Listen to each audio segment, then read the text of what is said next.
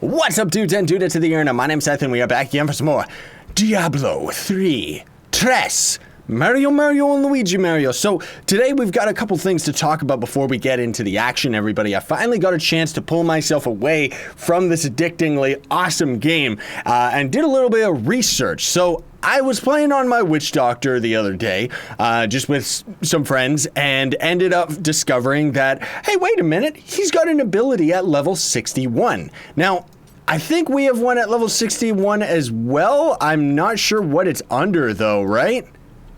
It would make sense if we did. I don't know, but either way, we got it somewhere in one of our menus. We got a new ability that we get at level 61. And I was reading up because I totally thought, oh, the level cap is just gonna be 70 outright. Turns out that we actually need the expansion in order to level up to 70. And with that, there's actually a new ability for every single character in the game that comes with the expansion. So I'm really hoping that everyone's gonna, be tuned into the series and enjoying it enough that we could end up going into the expansion. And even if this series isn't particularly popular, maybe I'll end up doing that anyways, because I love it.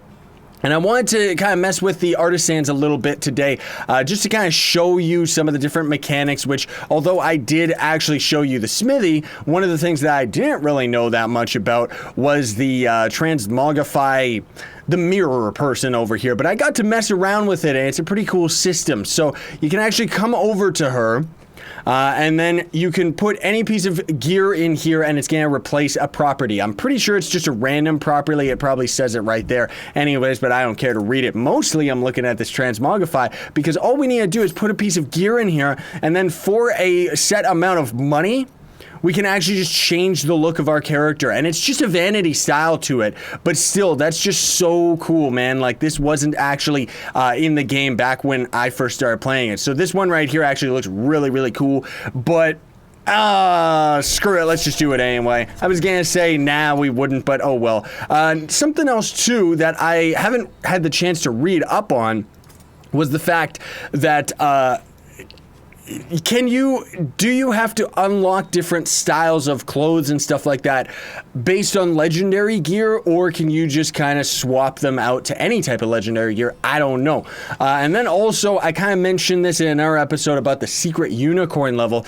I'm pretty sure all of these items, I didn't double check and read, but I'm pretty sure most of these right here are actually what's involved in order to actually craft the portal, because from what I remember, you can craft the portal to the secret unicorn or candy level once, and then the portal's kaput. It's gone. It's done forever, right?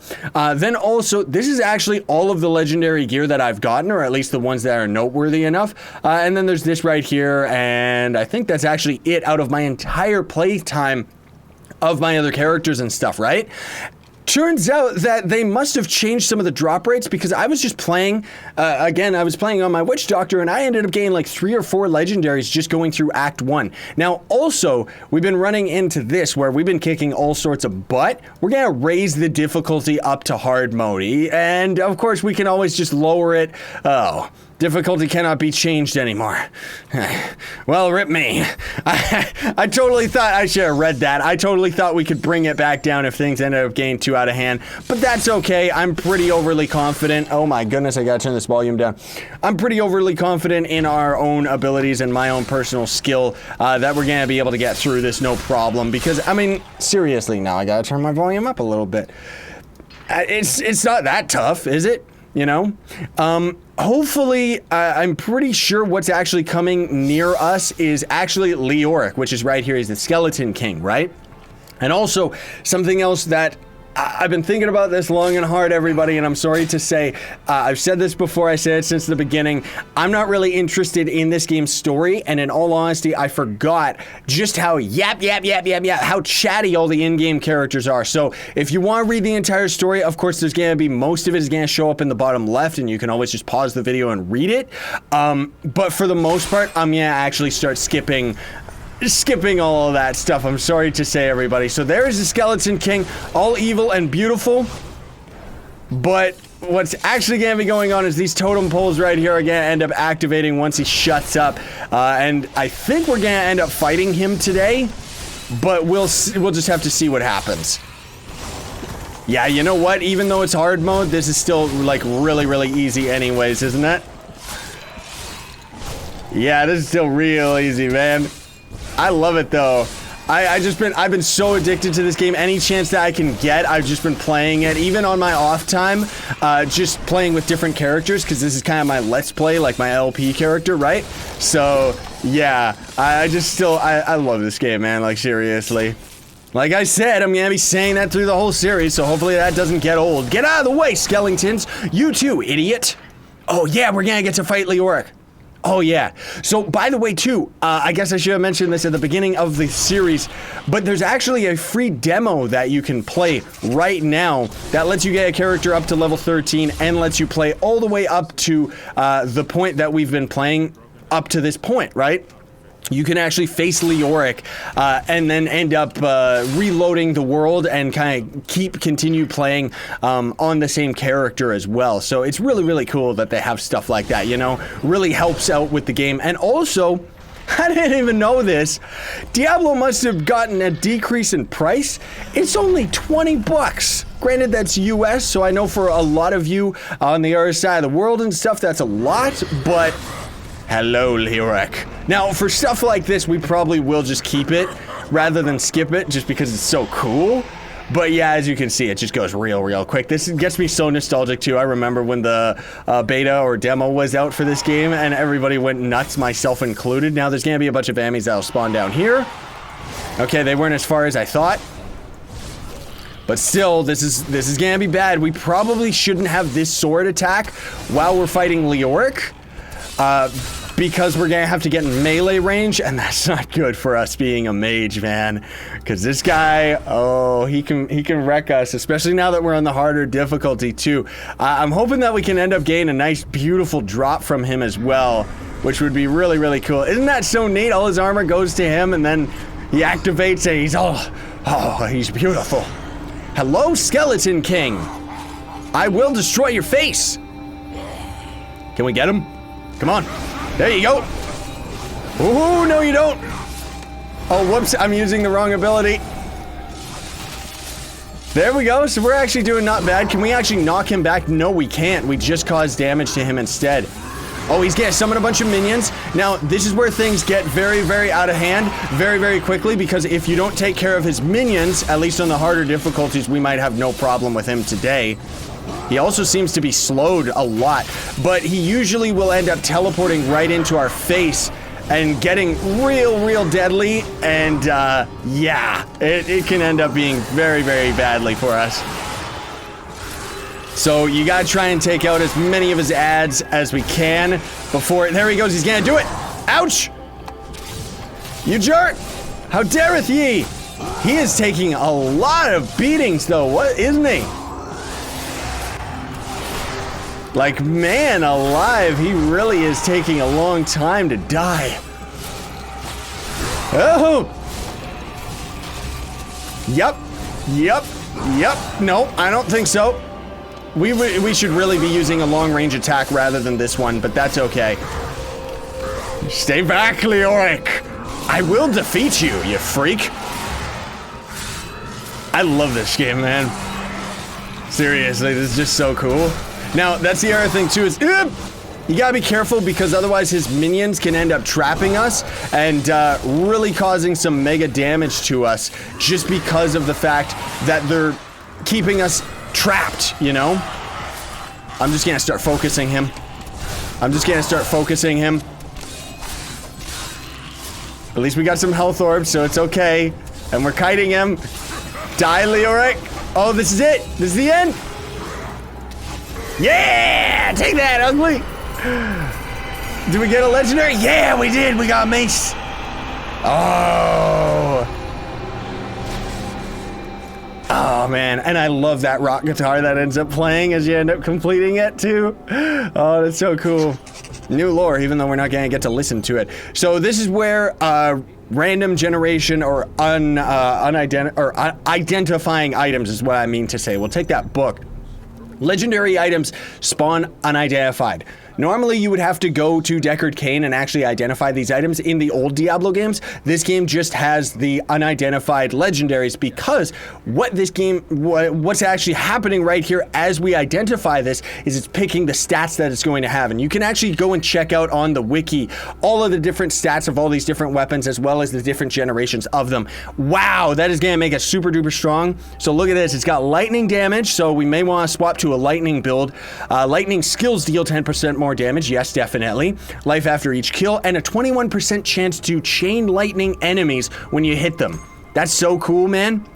I love that. I'm pretty sure that's a very, very common item from old Leoric right there. That's a better book or tome thingamabob, whatever you want to call it.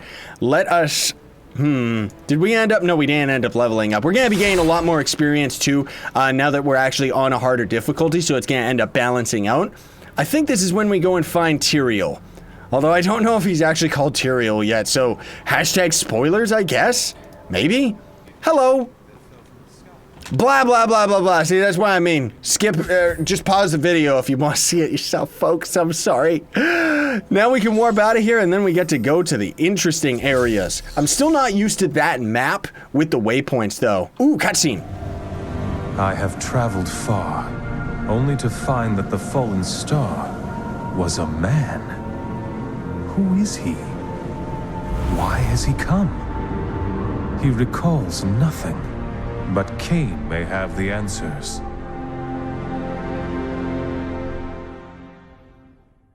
Probably, but I don't know, maybe. Ooh, teleportation complete.